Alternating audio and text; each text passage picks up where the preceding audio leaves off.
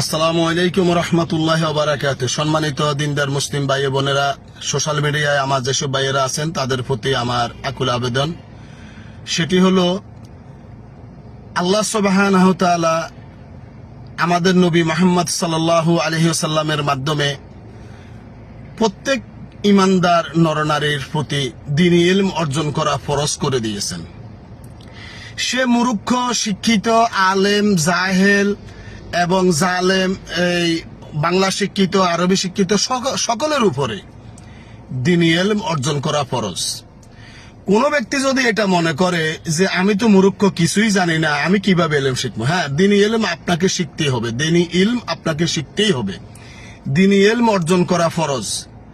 আলেম হওয়া ফরজ না, বড় বুজুর্গ হওয়া ফরজ না, আপনার একবারে বড় গবেষক হওয়া ফরজ না, কিন্তু দ্বীনি ইলম অর্জন করা ফরজ।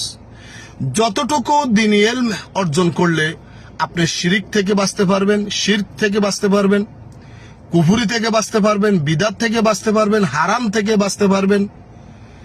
যে কর্মগুলো আমাকে জাহান্নামের দিকে নিবে, ওই কর্মগুলো থেকে যদি বেঁচে থাকতে পারেন, সেটাই হলো ফরজ ইলম। দেখেন, ইলম আমাকে শিখতেই হবে। আপনি ঈমান আনার আগে ঈমানটা কি এটা জানা ফরজ।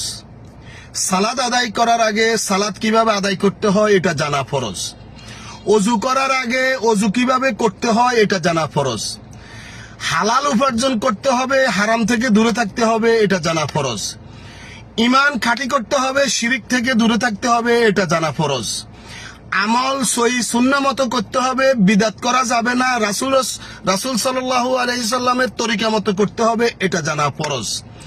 কেউ যদি এই ফরজগুলোকে আপনার সুন্নাহর বাইরে, আপনার ফরজের বাইরে আপনার হারাম কর্মগুলো শিখে অথবা করে, আর যদি বলে আমি মূর্খ ছিলাম, আমি তো অমুকের অনুসরণ করেছি, তমুকের অনুসরণ করেছি, আমি তো কিছুই জানতাম না, এগুলা বলে আল্লাহর মায়ের থেকে বাঁচা যাবে না।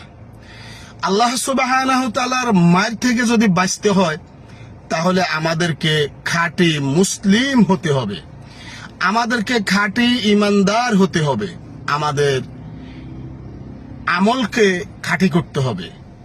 আপনার একমাত্র আল্লাহর জন্য আমল করতে হবে, ইবাদত করতে হবে একমাত্র আল্লাহর জন্য, আর ইবাদতের তরিকা নিতে হবে মুহাম্মদ সাল্লাল্লাহু আলাইহি ওয়াসাল্লামের নিকট থেকে।